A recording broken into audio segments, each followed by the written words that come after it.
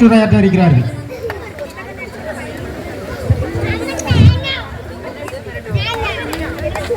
அனைவருக்கும் அடியேன் மாலை வணக்கம். 22வது பொங்கல் விழாவினை சிறப்பாக கொண்டாடி கொண்டிருக்கின்ற விஸ்வை மக்களை நான் வணங்குகின்றேன், பாராட்டுகின்றேன். இந்த அருமையான நிகழ்வுக்கு இளைஞர் என்றாலே ஒரு கரகோஷம், அதில் தலைவர் என்றாலே பல மடங்கு கரகோஷம். அந்த தலைவரை கூட எங்களுடைய உறுப்பினர் சிறப்பாக பாராட்டி பொன்னாடை போர்த்து கௌரவித்தார்கள். மிகவும் மகிழ்ச்சியாக இருக்கிறது. என்னால் செயல்பாடு சரியாக அருமையாக இருக்கிறது என்பதற்கு இது ஒரு எடுத்துக்காட்டாகும். இளைஞர்களின் எழுச்சி தான் விஸ்வநாதபுரம் வளர்ச்சி என்பது ஒரு நல்ல ஒரு செயல். அந்த இளைஞர்களை நான் இந்த அருமையான நேரத்தில் வாழ்த்துகின்றேன். அதே போன்று முதியோரை நான் வாழ்த்த கடமைப்பட்டிருக்கின்றேன்.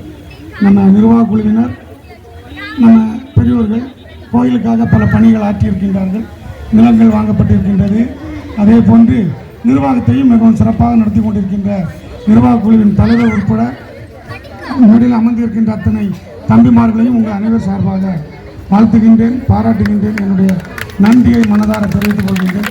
அதே போன்று எங்களுடைய உறுப்பினர், நமது உறுப்பினர், 3வது வார்டு உறுப்பினர் அவர்களையும் இந்த அருமையான நேரத்தில் நான் பாராட்டுகின்றேன், வாழ்த்துகின்றேன்.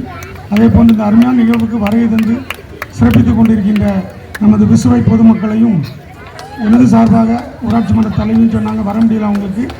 என் சார்பாக என் நன்றியை சொல்லுங்கன்னாங்க. அந்த ஊராட்சி மன்ற தலைவியின் சார்பாக உங்கள் அனைவருக்கும் மாலை வணக்கத்தையும் பொங்கல் நல்வாழ்த்தினையும் தெரிவித்துக் கொள்வதில் மகிழ்ச்சி அடைகின்றேன். உண்மையிலே மனதுக்கு ஒரு தம்பி சொன்ன ராஜா முன்னாள் உறுப்பினர் சொன்னாங்க, ஒரு அருமையான மைதானம் மட்டுமல்ல, இந்த விசுவை நண்பர்கள் எவ்வளோ எழுச்சியாக இருந்தார்களோ அந்த எழுச்சியின் பலன்தான் தெற்க பாருங்க என்ன தண்ணி கிடக்கிறது. இது மட்டும் இல்லை, இது பக்கத்தில் எல்லா இடமும் தண்ணி கிடக்கிறதுக்கு அந்த சேனல் முங்கியிருந்து அந்த சேனலை இந்த உள்ளங்கள் தான் விசுவையின் அப்போதைய இளைஞர்கள் எல்லாம் சேர்ந்து தான் காலுக்குள்ளே பாம்பு இருந்தாலும் என்ன பாருங்க பாம்புன்னு எடுத்துட்டாங்க. அப்படி இரவு பகல அந்த சேனலை தூர்வாய் வந்த பலன் தான் இந்த குளம் மட்டுமல்ல அந்த குளமும் நிரம்பியிருக்கு.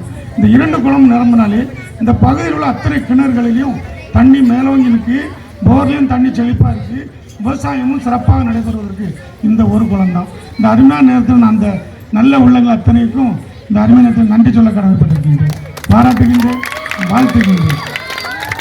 அதே போன்று இந்த மைதானம் ஒரு சமயம் நம்ம பிள்ளைங்களாம் ரோட்டில் இருந்து விளையாண்டாங்க. அது பெரும் முயற்சி, அந்த அம்மன் அருள், தெய்வத்தின் அருள், இளைஞர்களின் எழுச்சி தான். இந்த நல்ல இளைஞர்கள் தான் வந்திருக்காங்க.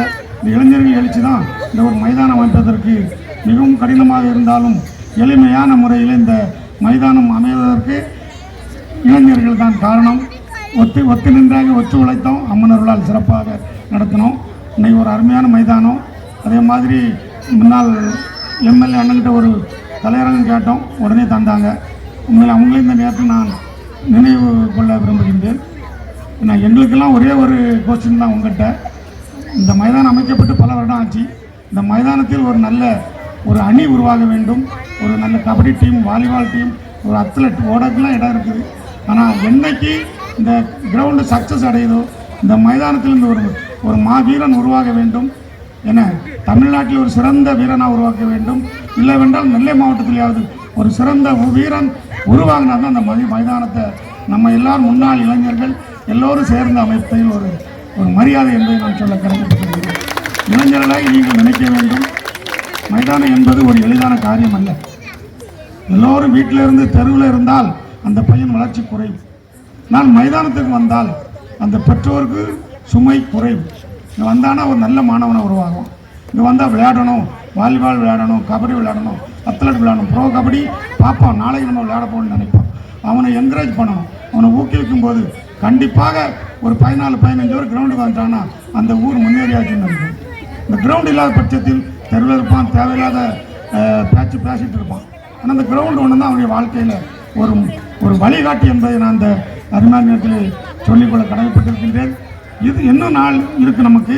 பெற்றோர்கள் தன் குழந்தைகளை கொஞ்சம் நேரமாக விளையாட வச்சாதான் அந்த குழந்தைகளின் மனதில் உடல் ஆரோக்கியத்துடன் மலருவாங்க. உங்கள் சொல்லையும் கேட்பாங்க.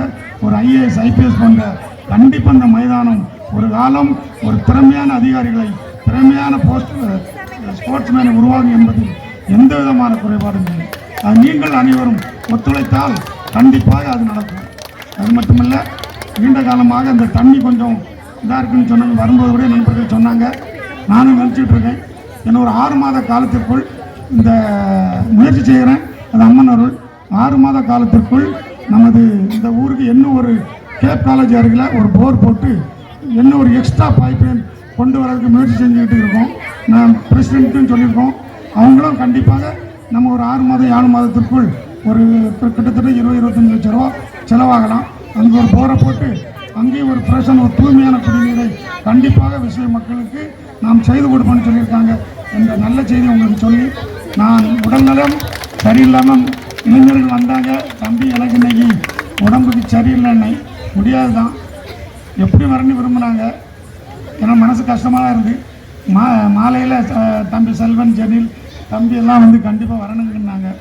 அவங்களுடைய வேண்டுகோளை என்னால் மறுக்க இயலவில்லை. இருந்தாலும் விசுவை மக்களின் அழைப்பை ஏற்று வருகை தந்தேன். என்னை இந்த அளவுக்கு இங்கே வர வைத்த பெரியோர்கள், விசுவை மக்கள் அனைவருக்கும் என்னுடைய மனதார நன்றியினையும், எரிஞ்சுவரும் ஊராட்சி மன்ற தலைவர் கட்டித்தங்க மணிவர்ண பெருமாள் அவர்களுடைய நன்றியையும், இந்த பொங்கல் திருநாளையும் சொல்லி அனைவர் வீட்டிலும் என மகிழ்ச்சி நிரம்ப வேண்டும், சந்தோஷமாக வாழ வேண்டும். என்னுடைய அன்பு வேண்டுகோள், விஸ்வையிலிருந்து ஒரு IAS IPS ஒரு சிறந்த ஸ்போர்ட்ஸ்மேன் உருவாக்குவது உங்கள் கையில் இருக்குது. கண்டிப்பாக பெற்றோர்களாகிய உங்களால் முடியும் என்று சொல்லி அந்த வாய்ப்பை உடனே ஆரம்பிங்கள், நிறைவேற்றி இந்த நல்ல வாய்ப்புக்கு நன்றி சொல்லி அமர்கிறேன். நன்றி, வணக்கம்.